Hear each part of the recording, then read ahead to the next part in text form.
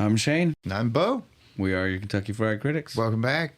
Episode 20. 2-0. We like those round numbers Nice around round, here. even numbers. I love those. That's They're right. Easy. They're easy for me to do math with. We're kicking off the nice new round number in a nice new year. Yeah, nice New Year. Happy New Year, everybody. Did you have fun? Did you drink tons of beer like I did? Did you try any of them that we've Yeah. been trying? Ooh, yeah. If you did, let us know in the comments. Tell us what you thought about them. Let's compare our thoughts. Let's see. That's a good idea. You guys know, first things first, before we get into anything else, we'll go ahead and take care of our socials. The first one I'll do is Facebook. You know, Facebook's a nice, pretty easy one. It's facebook.com/Kentucky Fried Critics. No spaces, no hyphens, no anything like that. Nice, simple. Instagram, also simple. Again, these are simple, but easy to find. We can at least say that. All right, yeah. All right. I will admit, they're easy. Just they don't have that pizzazz. You know what I mean? So Instagram is also exactly like Facebook. So that, you go to Instagram, you're going to look for the handle Kentucky Fried Critics. No spacing, no anything, just straight through. YouTube always changes it up. That being said, as of people hearing this, it's the new year, so I will officially be really pushing on seeing about if they've closed that account down, maybe sending a letter to some kind of contact or support, or to be like, hey, can you do something about this? YouTube overlords, I beseech you. But right now, unfortunately, it is still the complete outlier. It does not have any of the words spelled fully out. It's all wrong. It is. So our YouTube handle is at KF Critics. So again, if you're going to look for our URL there, that's youtube.com/at KF Critics. Just sticks out like a sore thumb, doesn't it? It does. Or if you want to be real weird, KFC Riddics. Yeah, KFC Riddics. It all depends on how you want to feel like when you're typing it out. But yeah, that one is the outlier. We're going to hopefully be seeing if we can get the other one. And if not, we might be repositioning everything towards hyphenated, much like we have at our host's website. My diabolical plan to take over everything has come to fruition. All right. Well, now let me tell them why there are hyphens. Like I said, you just need to start saving those for after I say the hyphen, because you say it before and they still don't know why. We got to keep remembering that this is also being recorded for people who might be finding us brand new, so they don't know that part yet. So when I segue at the beginning of the website, they don't know that the website has hyphens. It's true. I forgot my wibbly wobbly timey wimey. So again, that does come from our website, which does have Bo's favorite hyphens in it. That might be what we position everything else to. And that's going to be shows.acast.com/Kentucky-fried-critics. He loves the hyphens. I do. They make me happy. So happy. I'm a hyphen everything. At this point, I think he has an addiction. We might need to get it fixed. You'll never find me. That one, we might be, now that we're in the new year and we can finally start to see what we can get at YouTube, we might be shifting everything to hyphens, because we can't change that one. That's just how Acast does it. Acast puts the hyphens in. That's why our episodes have even more hyphens. Could I have been possibly brainwashed by our masters? Possibly. You definitely are really into it, and they forced them on us. They did. It's possible. I might be a spy. But either way, you guys will know. We'll let you know. You'll see it in the new links. We will either have hyphens in all of them and be completely spelled out Kentucky Fried Critics, or we will have no hyphens except for the website, and it will have hyphens. But that wraps up the social. No. Every time I'm always like, that wraps up the socials, but I always forget to tell them we have an email. They can actually send us emails. I do too. If they need to, they can send them. So it's like the last thing anybody ever thinks about. Once we have a YouTube, don't just naturally think that they're like, oh, they probably have a Gmail, because it's all the Google. Yeah. Right? But yeah, so we do indeed have an email, and it is a Gmail. It is KentuckyFriedCritics@gmail.com. Nice. Send us ideas. Yeah, send us beers. Send us us beers with fun, cool names. We'll try and match movies to them. Or other pop culture thoughts. So let's go ahead and get into it. So yeah, we're breaking into the new year, and we decided we were going to go back to what we promised from the beginning, and we've only done one so far that was a non-movie. Now, in all fairness, we talked about it and we were like, we need to start doing more. And then we hit October, November, December. And I think we all know those movie marathons were too fun not to do. Yeah, just too much fun. We had to do it. So we're just finally out of holiday themed months to be able to do the this. The holidays are over. We can do other shit now. New year. New year, new shit. Right? Yeah, that's the motto. And so we're going to do exactly what we promised. I'll let Bo go ahead, introduce our beer. And since we're back to our contest, our game. If you listened to last week's episode, I kind of lied. It wasn't my fault, Tony. But I said we were going to be drinking a Pink to the Past, and we couldn't get that one, could we? So we had to get something else. But it still ties in. And it's still by... The same company. It's the Mirror Twin Brewing Company's Super Delic. And so everybody got 2 clues because, again, we still put the right beer up on social media once we finally realized we figured out Tony screwed us over. Pink to the Past. And Super Delic. I think, obviously, we were going for Super Nintendo. If anything, this one worked out better than Pink to the Past. Yeah, that one kind of leans more towards Zelda. Like it's specific. Just like how the last one we did Knuckles. And so we kind of were shoehorning in Sonic. And then turning it to Sega. Yeah. This one, we don't really have to do that. It's super. And so again, this is a fun episode. Blanket us talking about something in pop culture. Yeah, and reviewing it and really getting into it. Yeah, who doesn't love a Super Nintendo? I love Super Nintendo. It's one of my favorites. I'm slowly rebuilding my collection from the Super Nintendo that we had. That's right. For anybody who hasn't listened to our Sega episode, you may not know this, but my Sega was his Sega. His Super Nintendo was my Super Nintendo. We had a great family trade console swap. Yeah, the great trade of 95 or whatever. And so we both had the same systems with the same games. The only thing that was different was when it came to Sega, I had the Sega channel. Like if you don't know what that is, go back and listen. Yeah, go back and listen. We definitely tell you what it's all about. Because of that, I had way more exposure to a lot of Sega games that Bo never saw. Whereas with Super Nintendo, we both played obviously the 10 to 12 or something like that. They came in the shoebox, the Adidas box. I don't know whose that was because no idea. No one in my house wore them either. It was a magic Adidas box that just arrived. I remember that's what they video were all games in it, and I was like, "That's not our."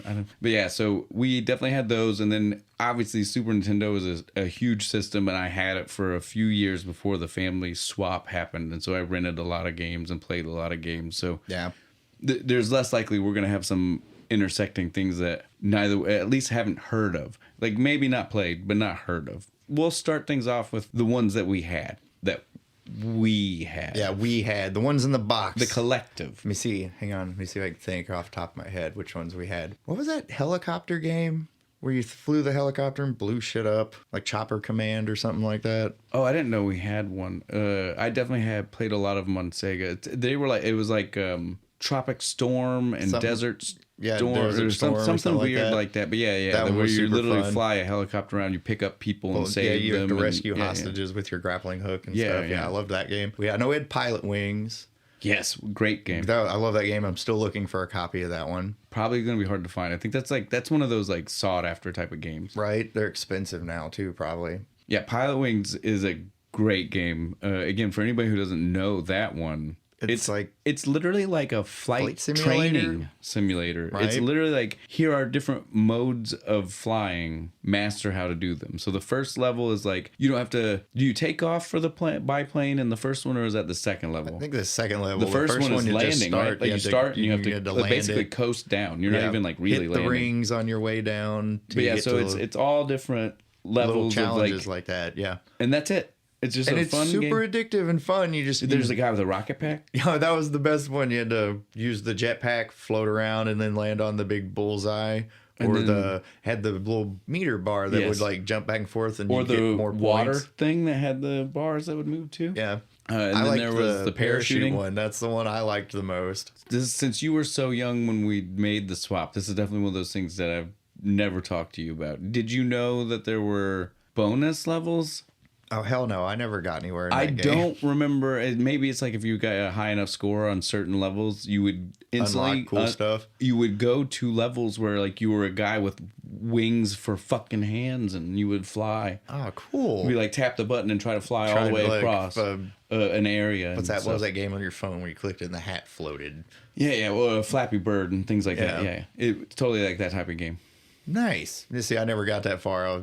I sucked at it. I couldn't. Oh, fly. I beat that. So okay. I was good at the parachute because all you had to do was open your parachute at a certain And then time aim a spot. and then kind of aim at a spot. I couldn't fly none of the other shit. Okay, then let me blow your mind. Cool. I like this. So when you turn that game on, right? Mm-hmm. The opening shot is a blue sky, it's all pilot wings. pretty, and it's got the little island over there. There are 7 levels, and again, like we've already said, each level you like gain a new type of flight thing for each level, and then you still have whatever you did in the previous one. So like the first one is like just the biplane, then it's the biplane and the rocket pack, and then it's so on and so forth. You get the parachute, you also get hang gliding.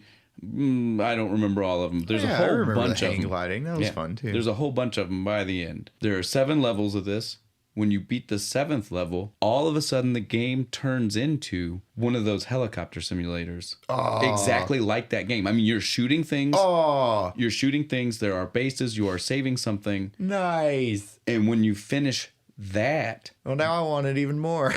Wait. When you finish that, the game then reboots and you get harder versions of the intro levels, and the whole the intro shot is a night sky. Ooh. And it stays that way. So you do like all the flying and shit in the dark? Some levels are now in the dark, but no, I just mean like when like the start screen switches. Oh, it switches to dark mode. That's cool.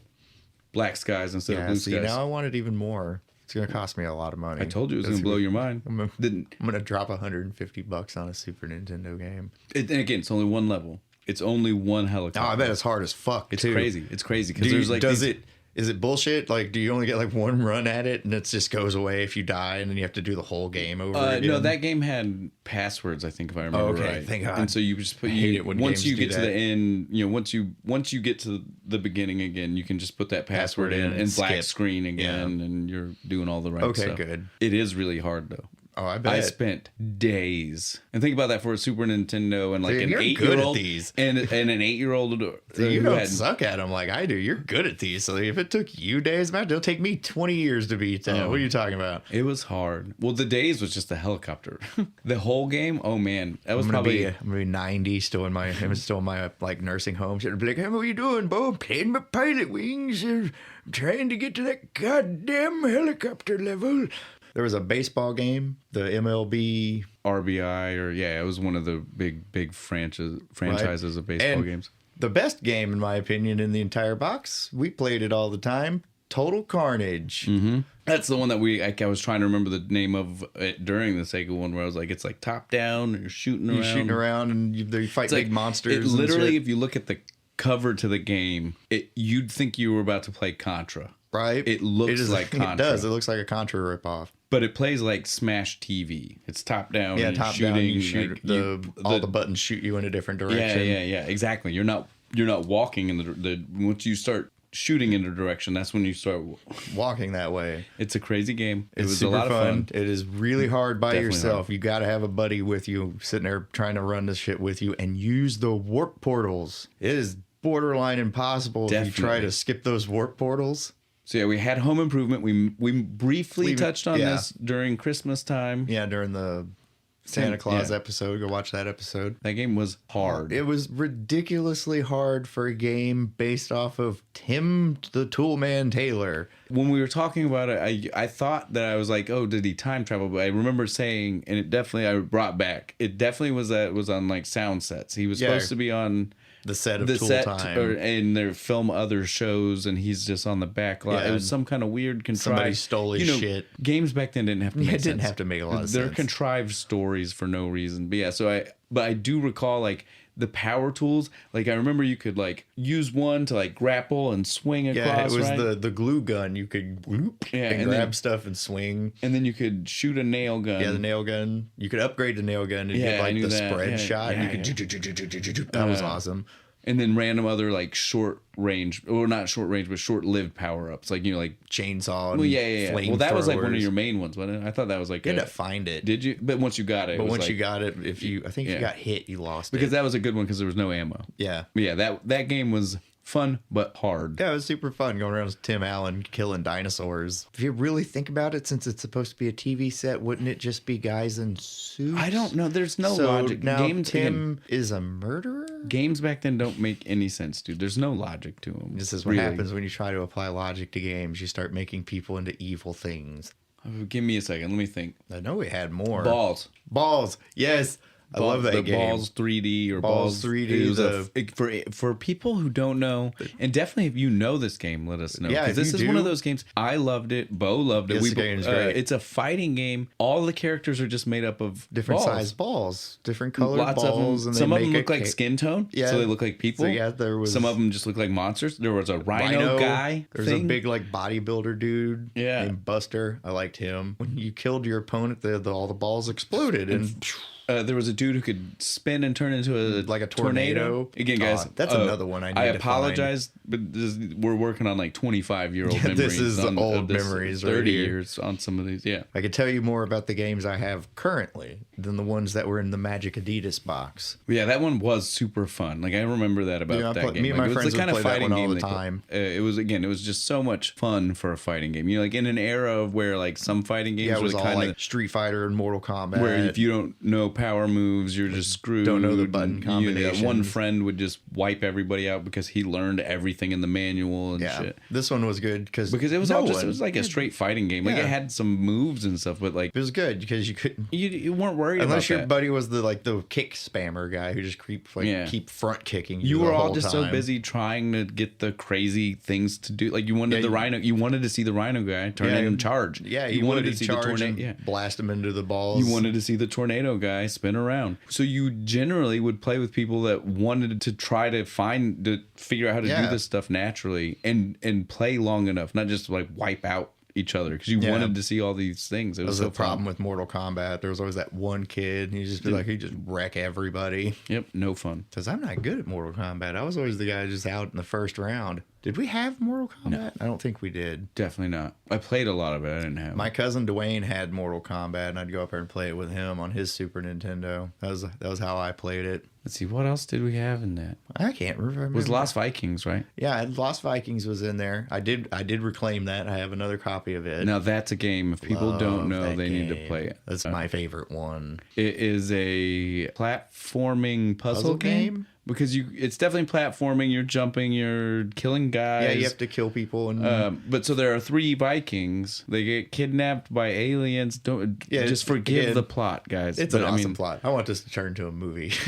And it's time travel too, right? It's aliens and time travel. They're traveling through time and space. Yeah, because the ship is like a TARDIS. So it's bigger on the inside. But so yeah, it's all about them just trying to get back home after breaking out of the ship. Like the first 2 levels are like getting out of the cell block and then escaping, and then it's all just like every time you do so many levels per like area type, and then you go to a new one. There's a level where like you solve the puzzle and then you bust the engines after you figure it out when you get to the end. I think I've gotten to like level 30 something. I've never beaten it. I've beaten it. It is super hard. I can remember, again, that's like a password per level game. Like, so the further you go, you get passwords. My problem is always I forget the goddamn passwords because I'll quit playing for a while. So this is what I did. I just, I had a book. That was the era of you would buy a full book of codes, and it would just be like literally the book I had was probably like, I don't it was pretty thick for, it was probably like as big. It was probably as big as 2 Nintendo Powers of the time, like stacked on top of each other. 150 pages or so. And it was just literally like 20 games a page, and every cheat code / level code was the kind of game that had levels, so that way they were just in one place for you. And so I bought one that was a joint Super Nintendo Sega code book. And so yes, it was very hard not to be aggravated and be like, I'm just going to the one. I'm going to skip this one. What environment do you remember? I remember the Bubble Land because the password is Okay. BUBLE. Did you make it to modern day? No, not yet. Okay, modern day has construction equipment with magnets and shit, and so you have to use those to... Before we go further, we started to say this. There's 3 different Vikings. They all have their own power sets. Oh, yeah, we didn't tell One the can powers. run and ram, one has a bow and arrow, one has a shield, and the shield can both block things and fly. glide. You do different things. Use them to solve all the puzzles. So the beauty of like the construction zone is like the magnet thing can grab the shield and you can start picking him up and the other guy can turn it off and make him glide wherever you need it to. It's pretty cool. Did you make it to the Egyptian levels? Yes, I have made it to the Egyptian levels. I'm just trying to think of some of them I know for sure off the top of my head. The Candy World? No, I don't remember Candy World. So it's literally it's like Candyland. Like everything's made of candy. It's chocolate. It's like Willy Wonka. Maybe like the room. Yeah, the pure imagination room. A little bit like That's that. what I was thinking of. There are chocolate rivers. But the same type of bubbles bubble up from the chocolate So rivers. they're chocolate bubbles. Ooh, that sounds awesome. Then the last levels take you back to the alien ships, and you get to really explore. You get to smack them around at the Yeah, end. well, who else do you think's taking you back home? Like you find enough of these portals, but none of them are taking you home. So at some point, you're like, we're gonna have to ask these guys to actually you're gonna do it. fucking do it. Take me home, asshole. Yep. Little Viking justice. Now, before we go any further, because I know you love this game so much, have you ever played the sequel? No, I can't find it anywhere. It's on PlayStation, or if you happen to have a Sega, it's on the 32X. Just weird tidbit for you. Won't have that. No, that's even stranger. I would rather just find the PlayStation one. Probably plays better. Yeah, sure. Again, it's the same 3 characters, but now they have like power up. It's the same alien concept, but now they've all gotten like weird sci-fi upgrades. And on certain levels, they turn Cyborg into Vikings. I love that you said that because that's what it is. Nice. The head guy gets a bionic arm and he can grapple with it. Fuck yeah. I feel like the fighting guy just got upgrades to his fighting. So like the arrow goes further. It's and not the like sword it's more like a does more straight than shot, just not pokes a out. yeah. It's more like a straight shot instead of a Big arc. yeah. Because that made was some a pain, levels. that was a pain in the ass. Some levels were really had to hard like with that. wait for something to hit right in that perfect zone. Yeah. Otherwise you're just shooting over its head. It was awful. And then the shield guy, he just got like a laser shield. You know what I mean? His was also kind of generic. But Oh yeah, also, though. That's cool. I don't care. Better than wood. on some levels, they all would also turn into They all had like a lycanthrope form, Oh, right? cool. Some of them would turn into like a Werewolf werewolf. cyborg Vikings. Some turn into like weird dragonish monsters. That's I what can't I'd even wanna do. remember. There's so much. That the second one has a lot going on. And again, if you love the first one, it's just more levels with that kind of like puzzle. Puzzle concept. I think we've run the well dry of what we can remember that we had joy. Again, we had some others that we both had, but they just weren't great games. Yeah, some of them were just like the ones you like never played. Well, and this is the era of having 10 Super Nintendo games is a lot. Yeah, it right? was. That was a that's lot. not- Like I bragged when I'd go to school and be like, "Dude, I got like 12." The reason I They had didn't so have many, to know like some of them 5 were of shit. them were like I didn't play them. Because again, like this is the era of for me to end up with that many. It was buying some that were cheap on sale, which it was probably for a reason. It's me getting some from family who didn't know the kind of game I played, and they just didn't know any. Again, it Yeah. was probably cheap on sale, That's and they probably didn't know where the any baseball better. game came from. No, Dad loved that. Oh, was that Dad? Yeah, my dad loved that game. Yeah, he was I mean- not good at it. Neither was I. I mean, No hell. one is. That game was so hard. All Nintendo, Super Nintendo era baseball game, like Super 8-bit, fuck- 16-bit, Super, like like that era, 8-bit, 16-bit. I liked horrible making my for own team. like baseball. That was fun. Yeah, picking your Picking the colors. colors and stuff. That was like the most fun part of the I game. was right there with you. The other games were definitely just games that I got by chance or I bought because I thought they'd be good. But again, that was just a risk you had to take back then. If you didn't rent the it Tiny first. Toons game. Remember that Oh one? no, okay. That one was good. I love that I just game. now Buster Bust Loose. Buster Bust Loose. I have that. I found it at That is a great game. It's so much fun. I definitely never beat it as a kid, but I got It's to hard. the last one. The last level is the space, right? It's like fake Star Wars. Oh, I've never got that far. Okay. I've gotten well, then to like the last one is fake Star Wars. I've never beat it, but that's what the I was last saying, one is. come on, man. Who are you talking to? You know I suck at games. It is a hard game. It though. is. It is very difficult. I've gotten to level 4. It's as far as I've gotten. It's a fun game though. Is that the football? I think so. Yes. I love that. It's a hard Dude, level. it It is is a hard level. The hard. I football. It can't took get- me a long time to beat that. I'm not gonna lie to you. Yeah, but it's super fun. Did you? That was one of those ones to beat that level. I had to farm extra men Extra early in the lives game, so that earlier way on. I could just do it 100 times. How do you do that by chance? Do you know how to? Do you remember how to farm lives? Man, Come no. on, I couldn't remember what spot I did it Oh, at. come on. That is totally a long ago forgotten memory. Damn it. For sure. I'm cursed to suffer, I guess. All right. Now that we've covered that one, I definitely don't think any of the others are No. big enough to worry about. So we can go ahead and move on. So instead of covering just the ones we own together, do you want to do favorites? Do we want to stop and talk about peripherals? We talked about some of the weird things that Sega had to plug in. Did Super Nintendo have enough to really talk about? I don't think it had any real It had the extras. Well, it had the bazooka gun. It had the bazooka gun that shows up in Super Mario Brothers movie, the best one. Yeah, but I don't know if it had. You're right. I don't know if it's worth mentioning. I don't either. We can just skip right past. Yeah. Sorry, guys. Sorry I brought that up. Sorry. The Super Zapper or whatever. Well, again, the fuck by the time I was an age where I cared about a lot of those peripherals, I had the Sega, and it had 1,000. Yeah. You know, again, like we made that swap. You were real young, and I was like 8. So I was again right at the age where I was starting to play more of the games that you'd read. Yeah. And you'd do this stuff. That's when I had the Sega. That's when I got into role playing games. Unfortunately. Yeah, that was more PlayStation 1 for me because I was getting into 8 and 9. Yeah, learning, I could read. Yep. And when I was a kid, I popped in the Super Nintendo. I was like, text bubble, get out of my way. I don't care what you have to say. I get that. It wasn't until I was an adult. Well, again, I was like, oh, yeah, these have stories. Again, I said that, and I meant it when we made this swap. So again, one of my favorite Super Nintendo games, bar none, all time, is Chrono Trigger. Ooh. It's one of the greatest role-playing games of all time. I love that game. None of my fondness for that game comes from when I was the age that the Super Nintendo. That Super Nintendo was at, because again, it was in my lifespan, and I owned one. That is not when my fondness for that game comes from, because again, when that game came out, I was not of an age I could read well enough to be playing a game like that, and I wouldn't have cared about a game that was all numbers. Yeah, at that wouldn't age. have gave a shit when you were freaking 7. I remember Dad having some friends. They might have even been playing it at my house. Like, I literally might have seen it being played at my house, and I don't even know. Well, they definitely played some Final Fantasy. I remember some Final Fantasy being played. Nice. When I was like 7. So, I mean, it's totally possible that I saw some of this one when I was young, and I just don't remember. That's ones I need. I want Final Fantasy 3. Fortunately, I know which Final Fantasy game they played because I remember, and it was Mystic Quest. So I'm not real proud of that being the one. I've not even heard of that one. Oh, you don't know what Mystic Quest is? I don't know what Mystic Quest is. It's on Super Nintendo. It's literally Final Fantasy Mystic Quest. That's the name of it. It is. I'm trying to think of a way to put this that's not going to offend people who are big fans of that one, because it has a lot of fans. Fuck them. Okay, that's fine. That's what, because I was going to say I don't know how to say this. It's for people who don't know how to play an RPG. It is super dumbed down. You can only have 2 people at a time. Generally, the story dictates those two. Like, it's the main character, and you go. Nope, it's the main character, and you go to a new area, and there's a new person with you at every new area. There is one guy, I think he comes back a few times. So again, you feel a little more bond with him. This is like I'm pulling way back here. Is it maybe like a good RPG starter kit? That was what it was made to be. Oh, okay. Well, I mean, if that's not that bad. Shut up.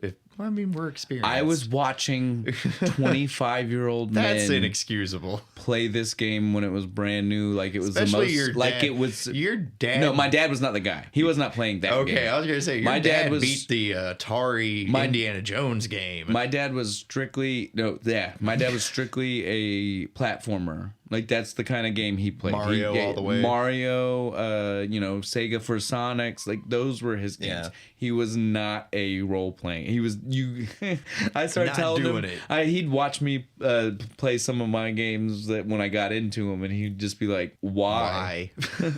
Your character's not even moving." He's like clicking attack. He'd look at me and he'd be like, "It's been 15 minutes since you've played." It's like, no, I'm playing right now, but your character hasn't moved. Yeah, like no, I've watched. No, he's talking about like straight cutscenes and shit. Like he's not even talking. He's just like nothing. It's just them. It's like you are not doing anything. You're watching a movie. Yeah, at this point. Watch a movie. Go watch one. We own a lot. You don't need to do this. TV. Why are you playing a video game? That was how he was when he saw role playing games. He would really hate modern games too. So again, you can understand then. Like, I mean, he just had some friends that were slightly younger than him, and they were way into it. And we had a Super Nintendo. There's better ones you guys should have been playing at this point. This is for like 10-year-olds who never played one. Or young. It's, dude, again, I recommend playing it. It's the first one where if I can find a cheap copy, sure. What are the goddamn little cat things in Final Fantasy? Moogles.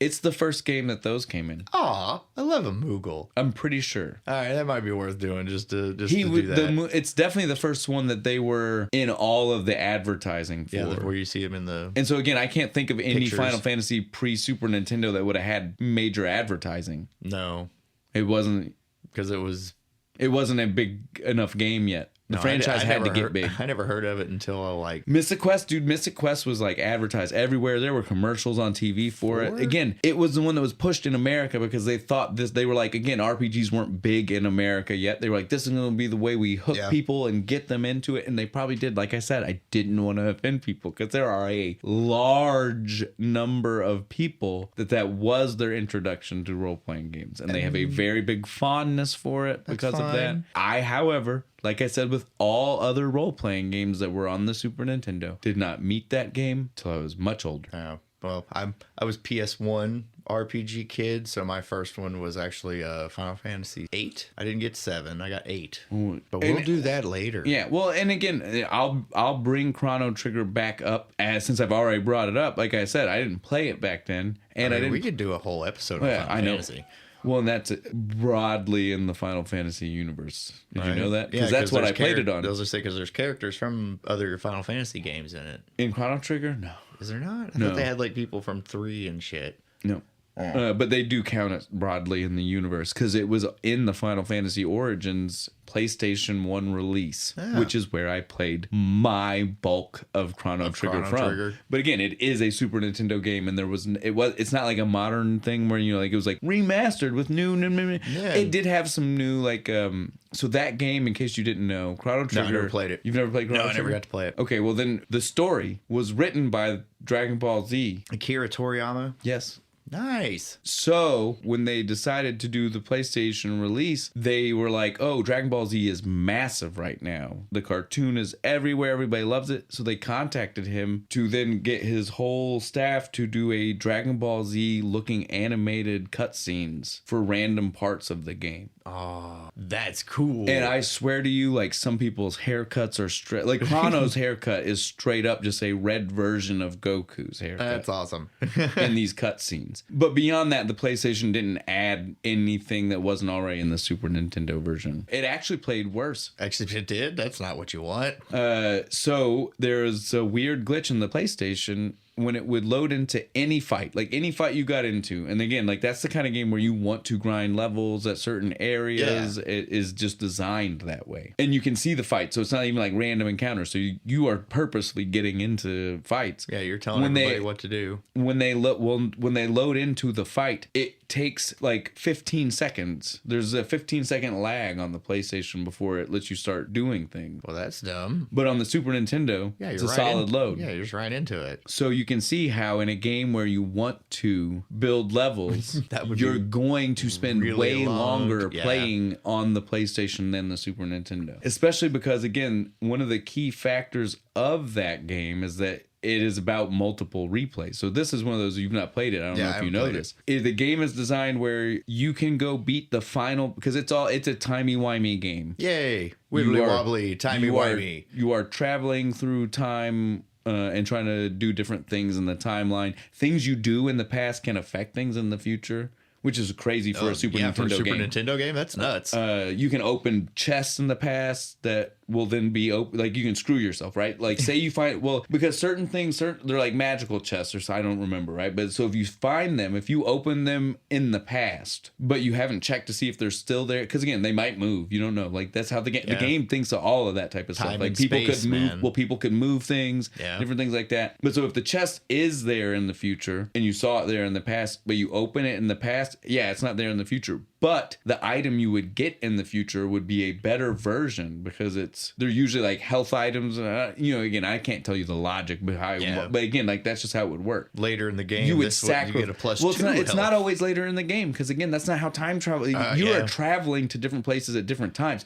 Sometimes it's just that you couldn't get to that area until later when you travel back there the third. You get what I'm saying? Like it's not to go back in time before this wall collapsed. Yeah, it's not a super linear game. It's not like you're in this time, then you travel to this time, and then it's literally like you're in this time, and when you leave that time, you can go to 2 different times. You'll have to go back to this one at some point, but you can always still go back to the first one because things are going to be different now because of things you're doing here and here. It is very time travel, dude. Like as bonuses, extras. Somebody try and write down the whole thing for me. Just map it out. I want to see it. Oh, it's crazy. And it's because that's what I was about to say. Like this is one of the first games I ever played that had tons of side content, stuff you don't have to do because of the time aspect of it. There were so many things that you could find out information about in the future and then go back and fix something in the past because you found out about it. Like it's crazy. Super innovative for the Super Nintendo. Like we're all super used to that now, but like back in like 1993, that was nuts. There's 9 places through the game you can beat the boss, right? The first playthrough, if you wanted to, you could be level 3 and go to the final boss and try to beat him. Obviously, you're never going to do that. You're not going to, but the concept here is once it is a new game plus game. Oh, so as soon as you get done, you go back, you still got all your shit, and you can just run it again. But the characters are still going to come to you at the same time. So that very first one still comes at a time where you can only ever do it either with just yourself or if you time it just right, you and one other person. That's so fucking cool, though. It is. And you have to get all the endings. The game has, they say 11, but it's really 12 because one of them has like 2 specific parts to it. I get it's like everybody turns to cats, but in one of them something else slightly happened. In true Super Nintendo fashion, everyone turns to cat people. I don't even think it was people. It was a cat. Just straight up cats? Nice. I think. And man, it's been a long time. That's funny. It's technically 12 because that one has like a very slight variation on its ending. And so, like people say 11A and 11B, but let's not split hairs. That's 11 and 12. Yeah, that's 2 different endings. If I have to count them by number, I have to still say 12, regardless of what you want to call it. Right. If I have no other context than however many are in front of me, I'm gonna count 12. If I'm counting bullet points. Yeah, right. It's 12. There's nothing we can do about it. It's math. That's what it is. Get it though, like that. Yeah. You love role playing games. Yes. So you understand my favorite genre. You love time travel. I do. And then a game where literally like with New Game Plus added on, like you then can beat all of those 9, right? It's all just gonna be about. So in theory, they want you to play the game a whole bunch, right? I did it from start to finish. Like, so keep that in mind. Like I'm talking like the normal beginning. Game. Well, the normal beginning of the game and what is the actual ending. Like playing through no skipping to the boss before you can. Right? Like actually getting to the storyline when you would see him. I did that only 2 times, but beat every ending. And what I did, when you beat the first one, when you beat him the first time, it's still really hard to hit that first sweet spot and be able to beat him because you're still not super high crazy level by yourself. Yeah, it's going to be a slog. The whole reason I could take him fights. I love those. Yeah, because the whole reason you beat him you can beat him that very first time is a teamed effort, and it's very much it's a strategy type of fight. Like you're probably not getting through it by brute force only. You will have to know. Think it out. You're throwing out dirty trick items and things. And so I did it, and I realized I couldn't do the second. Right, that very first one. So then I was like, okay, well, I'm going to try to hit every other one I can. And so you can save right before you go to him. So I would save, go to him. If I beat it, you get the ending listed as having it. And then I would reload to that save point, go to the next one, and get it. So I got all of them except for that one. And then I beat the game. Started the New Game Plus on the 3rd time and was able to beat him. Nice. That is not the recommended. It was still really hard. That last one when it was just I was able to get it loaded where it was me and the main Chrono and one other person, another character. I'm specifically trying not to give out names because I don't want to spoil like the game for you. it was just the two of it, and so it was really hard because one of them's a healer. It's like, oh shit, it's me and the goddamn white mage. And it's like, how am I supposed to? Holy shit, this is really difficult. I did not tank enough for this. So it took a long time, right? Like it took a long time. Bet. A lot of like really Are they a really good healer? Yeah, at least? Yeah. Okay, so they're just but it's still a lot of like, alive. but it's still a lot of like mastering which heal spells use when, because sometimes it's about protection, sometimes it's about this. So it's a lot of like trying to like really figure out like, do I let you die and then just bring you back with an item, or do I heal both of us? Yeah. And hope we both make it. Let's get off Chrono Trigger again. Like I said, I could talk. It's my favorite. I could talk about it all day. So let's go ahead and throw to you. What's your absolute number one? Let's let you absolute riff on yours for a while. Super Nintendo game, like when I was a kid or now? It don't matter. That one wasn't from when I was a kid. That's I literally just went into that. Right. I said I didn't get into that one until I was older. All right. Again, you're gonna laugh at me because I still haven't beat it after playing it for fucking like 20 years. It's the Lost Vikings game. But we've covered that one to death, so I want to go with Castlevania 4. I don't know if I've beaten Symphony of the Night, the one on PlayStation 1, but I can't get past like level 4 or 5 on the Castlevania 4. I can't say for sure if I've ever beat it, but I definitely would say I've gotten further than that. No. I've rented it all the time when I was a kid. That was wasted too much money. Yeah, that was the way. That was the one where it was just like every time we're like, "You can rent a game." I'm just like, "I want to get this one," and then I found it at a store that no longer exists, and I'm very sad. It was called Game King. Go in there and you buy old retro games and stuff. But a lot of those retro type game places, it was like a niche thing for a long time, and then it died, and it died quick. Yeah, and it's gone. It makes me sad. But I found it, and I paid way too much for it. I paid like $75 for this game. But did you say that right now? But I'm going to tell you, it's cheap now. Well, no, it was probably a lot. But I'm telling you again, I said we'd stop about Chrono Trigger, but I gotta say, you brought up pricing. Yeah. And I saw in the same store, I'm pretty sure, I saw a copy of Chrono Trigger, and I would have bought it. It was $125 or better dollars. Yeah, I would have paid it probably. Because again, dude, like Super Nintendo, Sega era games, you don't really have to worry about like anything. It will work as long as you can plug it in. If it's not saving files, it just means the battery is dead. You can unscrew it, open it up, put a new watch battery in that, and you're good to go. Easiest thing in the world. I've done it. I am the most untechnical person in the world. I could change the battery in a Super Nintendo game. I did it at like 13 or 12 or something. I did it with a Sega cartridge, and I was like, oh, that's super that's easy. You just need the little, now I know, the little tiny screwdriver. Sega, I think, was just a regular screws. And then really? Super Nintendo were weird because Nintendo's always had like proprietary type things. So yeah, you'd have to find something that would unscrew it. Make everything hard. Yeah, I would have paid that Chrono Trigger because, like I said, the only other way you can play it easily on a console hooked to a TV is through the PlayStation, which you will be syncing an extra. By the time you're done playing the 12 playthroughs, 20 extra hours end up sitting there for those load screens. Oh, God. Yeah, that's right. Jeez. It's not worth it. Dude, I hate load screens. That was the worst thing about Symphony of the Night. The PlayStation one was the fucking load screens in between all the levels. Or reloading your game. God forbid you died. On 4, at least, it just goes, you died. You want to restart? Okay. And then you go and you restart the game. It's nice and quick. That was the great thing about Super Nintendo games. Everything just kind of happened. You didn't have to really wait for it to happen. You turned it on, press start, game started. Well, this is the beauty of cartridge-based gameplay in general. If the N64 was pretty good about it, if it weren't for the fact that obviously there was just a space limitation at some point, obviously we would never get away from it because the access, the way they played was just always going to be fast. When it's on a CD, they have or any kind of medium like that, Blu-ray, all the new stuff. It has to read that. It's not instant. Like the cartridge becomes part of the circuitry. It plugs into the circuit board. That's what those little prongs are. Yes, it's plugging into the circuit board. It is becoming part of. Whereas in the CD, even though theoretically that is what happens, it has to be read and then stored on another part that is then part of the whole thing. There's still a time delay in between those processes. No matter how fast your laser is, there's still time. And people can say again, we've already talked Sega, we talked Super Nintendo. We know why Sega was my favorite. That being said, I still will tell you Super Nintendo looked better than Sega every day of the week. Yeah. I just loved Sega more because I had access you had to so access much to all of that it. cool stuff. Right? I have the special love for Super Nintendo because it's what I had for so long until 1999, till when I got the PlayStation finally. And again, I was also jealous because Sega has like 4 role-playing games or franchises, but even in those franchises, it's usually only 1 or 2 If it makes of you feel each. better, I had to rent most of them, and I didn't get very far. Well, but I don't even care. I just didn't get to play them most of them. The that's true. Super Nintendo had so many role-playing games. I never got to. Oh, there's a good one. What games did you not get to play? Good topic. Like ever? Yeah. Or just like back then.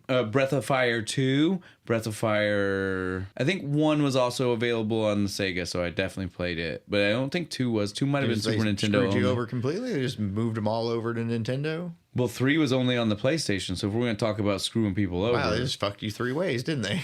So again, I'm not going to go there. They're a little bitter. Well, because it's one of my favorite franchises, dude. I love the Breath of Fire games. Played the one on PlayStation. Yeah, it's 3? really It's fun. 3 is really super fun. With the dragon gyms. Yeah. 2 is a lot of the same type of gameplay, dude. There's no gyms, I don't think, or if there are, it works a little bit different. But there is a whole like system for doing like power moves, just like that. The super magic Dragons forms and shit. Well, and you can just do this weird like again, since this is closer to Super Nintendo, you can do this weird like hybridization thing. Like you can fuse 2 characters, because again, you'd get a party that's more than what you could have on field at a time, right? But you get these power things where you could fuse 2 characters, so like this one would get the powers like boost from the kind of skill set the other one had, change their colors a little bit. It was cool. Yeah, it was a nifty effect. It's pretty cool. I loved it. I'm gonna add And this again, I don't know if I've ever adding this one to the list. I don't know if I've ever beat it, because I started playing it as an adult, where it's not a super long role-playing game, but most of them weren't. Well, and again, but I'm the kind of person that I want to do everything. All of it. I will find side quests. I'll spend extra time doing things that don't fucking matter for no reason, because in other games, that's how you might find a side quest. I just never beat it by the time I got to. And again, like, this is the era of, I was probably playing it on an emulator on a computer, so it was probably a combination of, like, the keyboard layout felt weird for some of the game, because that game has, like any good JRPG, has a fishing side quest. Of course. Has, it has all the things that literally pull you into the world. Yeah. It has a flying castle. It becomes your home base, and you can literally just like pick it up and fly around the map. That's better than an airship. Oh, I'm not gonna lie, that's cooler. You get the airship in Final Fantasy all the time. That's way cooler. I want a flying castle. Fuck your airship. I think it was not a castle, it was a village. It was definitely it was like a whole piece of land. Yeah, the whole continent comes up and we fly away. As you can hear. Mm-hmm. I enjoy that game immensely, but it's definitely one I did not get to play as much as I wish I could have. Yeah, I mean, I'm always on the lookout for Super Nintendo games that I played when I was a kid. I only got to play Final Fantasy 3 like once because I rented it. And so if you rented it, we're talking like 3 days? Yeah, at best. If mom paid the extra, right? Yeah, well, it's sometimes if you pick it up certain holidays, places would be like, it's a 3-day rental at normal 2-day rental price. Yeah. So I didn't get fucking hardly anywhere, but I've always wanted. No, again, those are the kind of games where even back then, like, because it was new to people. Yes, today, if you were to give me one of those games, well, probably not today. I've got kids, and it's really hard to dedicate like the kind of time. I probably could.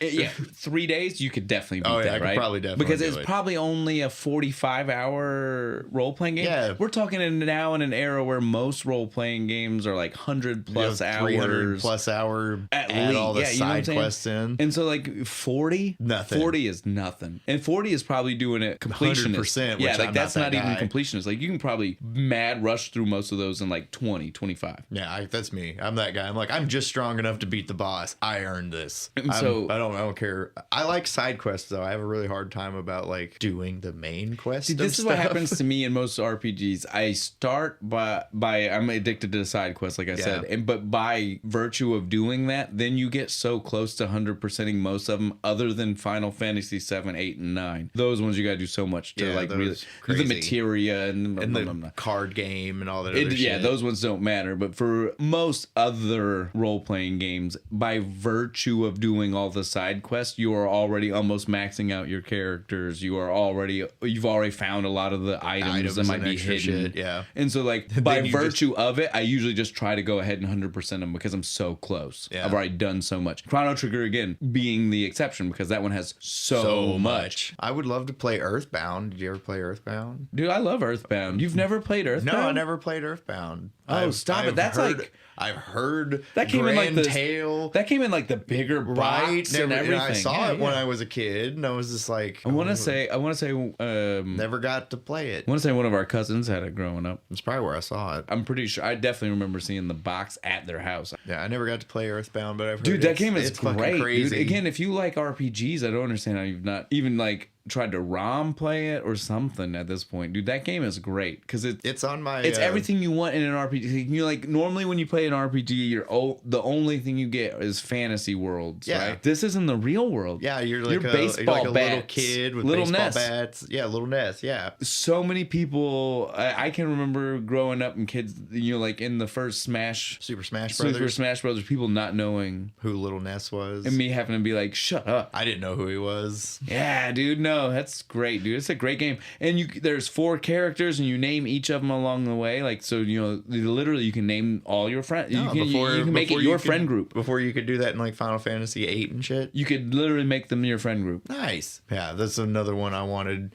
and I'm currently looking for, and is probably expensive. Oh, dude, you're never gonna find that. I was just saying, I'm never gonna get this one. You're gonna have to, if you want to play it, just play a ROM or find it. Like get a Switch and play it from the Switch. I take that back. I don't think it's even available it's not even on the Switch. I'm doomed. Like there's a whole thing. I just read a thing that was all about how like that franchise. It's just like it's very locked into Japan, dude. Like because in Japan that game is. I've heard it's like playing through a fucking weird ass anime. It is. It's very, dude. It's super. There's a whole dream world too, and there's like aliens coming down to Earth, and it's so bizarre. It's so fun, dude. Like I've seen people like the videos where people playing like the fight screen. It's got all that trippy, swirly colors in the background and shit. So I was like, dude, I dope. want to play this game so fucking bad. It's a good one, man. So in Japan, it's Mother 2. Earthbound is technically the second one. I'm pretty sure. The second one, I hate it when there was one in the Nintendo called Mother, and then there's also one that has been finished called Mother 3. I don't know what system it was for, but again, never left Japan. Never. Damn it! Come on, guys, you need to share better. Yeah, I don't understand I don't know why they do shit. I don't like understand that at all. Yeah, Earthbound's a great one, dude. All right, let me see. Let me think. That's another one that I really fucking want. That's just it. Like I can't think of a whole lot that I wanted to play that I never got to at this point because I was such a big. I know you weren't huge into doing ROMs unless I set them up for you. Me, on the other hand, I was the kid that played ROMs on my computer and shit all the time. So I can't think of very many that I wanted to play that I ever tried. Yeah. At this point, if I wanted to, I probably tried it. I've probably tried so many that were duds and like too many to remember. That's why it's harder for me to like pinpoint something unless it's these big ones. These big ones are like they stand out, like my favorites. Like I love this one because it's great. This one's great. Obviously, honorable mention. Even though like that sounds crazy to honorable mention this one, Super Mario World.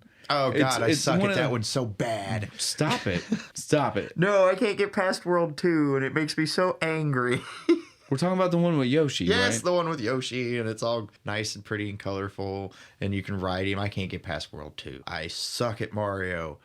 So that's just when you climb up the ladder area, or is that when you go into the cave? I think you go in the cave. Okay. I suck, man. I don't know what to tell you. I am the worst platformer I gamer. have beat that game 6 ways to Sunday. This is why I play RPGs, because usually the characters just kind of stayed in one place, and I just kind of had to go click through the nice little screen that said do this or that, and then they do it. I didn't have to worry about timing anything, really. But yeah. But still, honorable mention. It is definitely a platformer. It is fun. It introduced the world to Yoshi. Yeah. It is definitely Yoshi's Island. I like that one. That one's fun. With the baby Mario. With the baby Mario. I have a friend, and we lived together in college, and he definitely 100% of that game while we were living together. Nice. And it was painstaking. A man of class. It took him a long time. Man, I am the worst fucking platform gamer. Like, I have the RoboCop game. I can get to like level 3 or 4. Man. And there's only 6 levels on that game, right? So I'm like, I'm super close. Maybe it's because but that's as far as maybe I it's can because get. I grew up in the Nintendo era where like 80% of the games were, Nintendo wasn't. I caught the tail end of it. Yeah, Nintendo's processing power wasn't great enough to do much beyond platforming games. Yeah. And even then, like,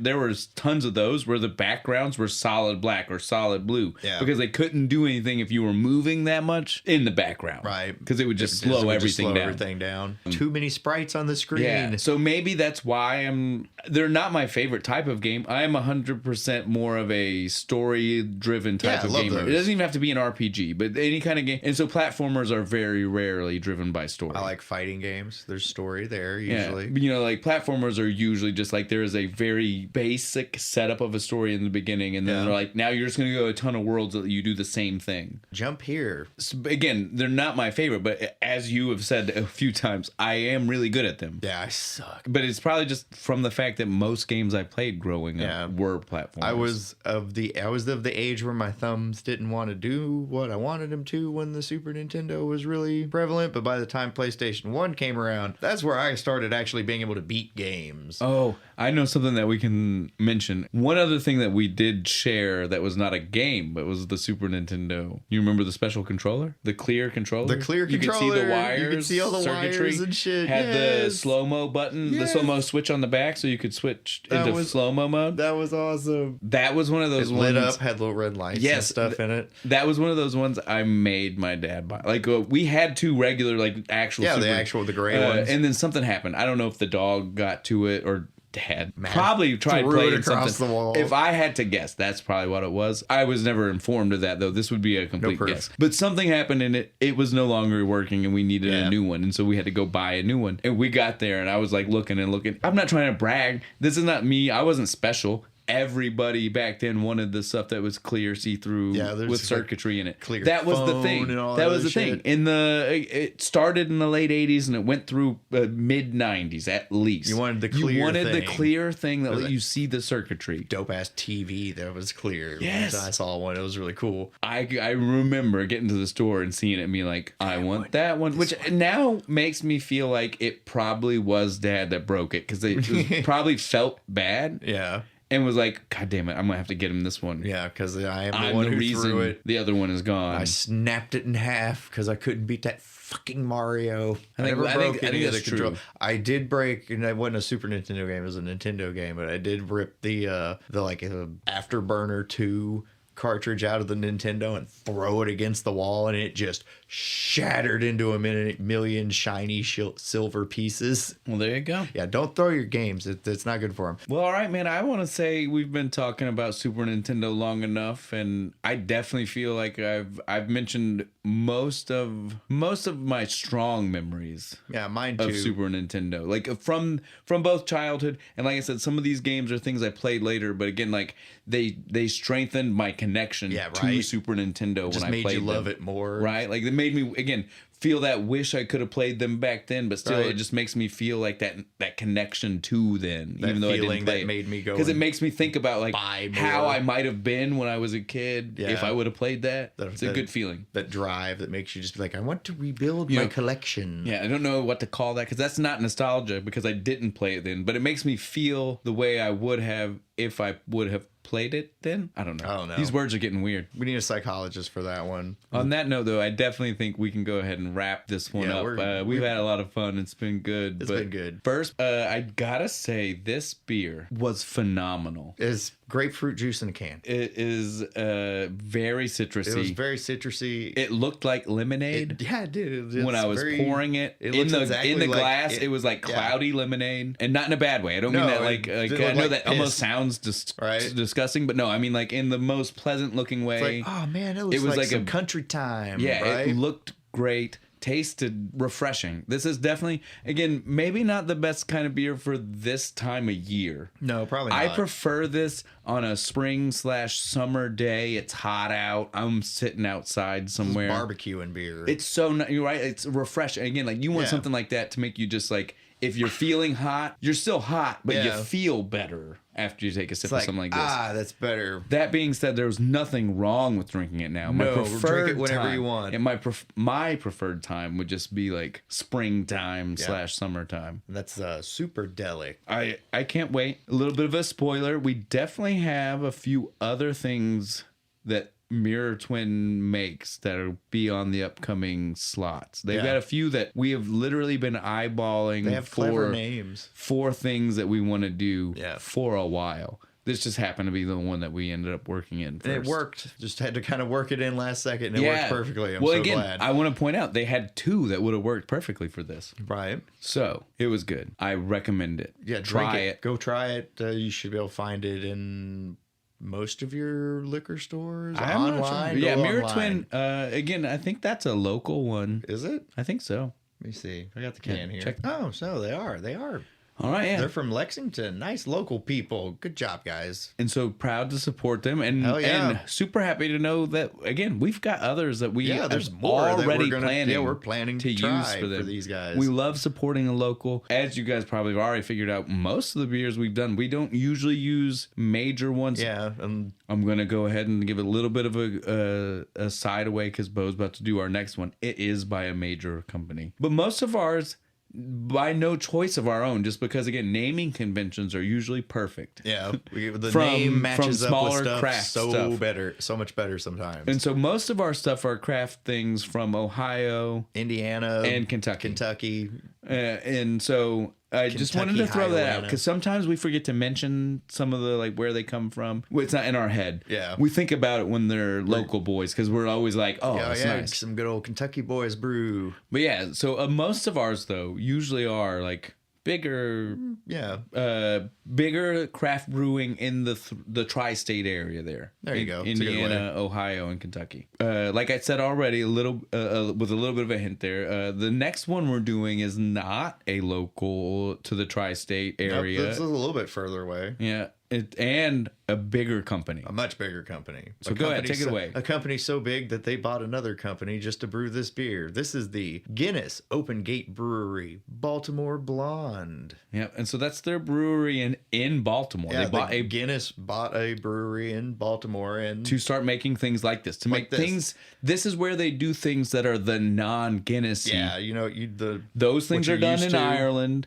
Again, they might brew them somewhere else after the fact, but again, like they don't do the recipe perfecting there. They do that type of stuff at this one. This is like their test brewery. Yeah, I'm excited to try this. I love Guinness. I want to see their take on an American beer, I guess. I guess. It says with notes of citrus. We'll find out. Ooh, more citrusy things. But don't forget, guys, like we already told you, like this one was. We are full on back into the game. Having the game. If you want to know what we're doing next week, if you want a jump on what we're talking about, the only way to get there is by figuring out what the connection is. What our clue connects to. So again, that is Baltimore Blonde from Guinness Open Gate Brewing Company.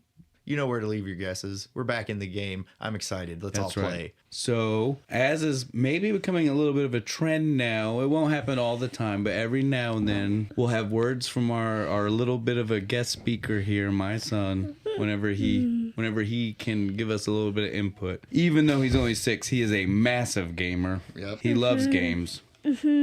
And so when he found out we were talking about games, he said he wanted to say something. So we were like, you can play some Super Nintendo and tell us what your favorite game is. So go ahead, bud. My favorite game is Super Mario World. Why is that one your favorite?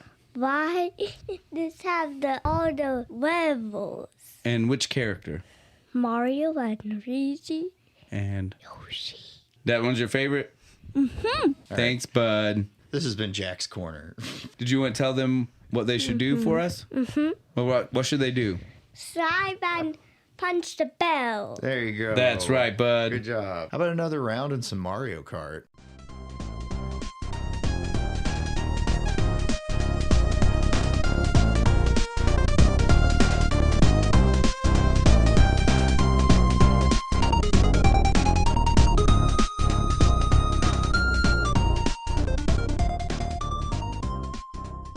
Playing my pilot wings.